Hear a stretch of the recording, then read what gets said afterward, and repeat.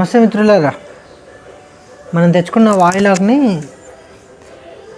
Ready చేసుకుంటున్నాను స్నానానికి. So science student కదండి, కొంచెం ఇవన్నీ మంచిగా వెతుక్కుంటున్నాను. ఈ కాడలు కూడా మంచివే. సో ఇలా వేసి వేడి నీళ్ళు చేసుకుంటే సరిపోతుంది. సో వాటర్తో మనం వాష్ చేస్తున్నాము. సో ఇలా మరగనివ్వాలి.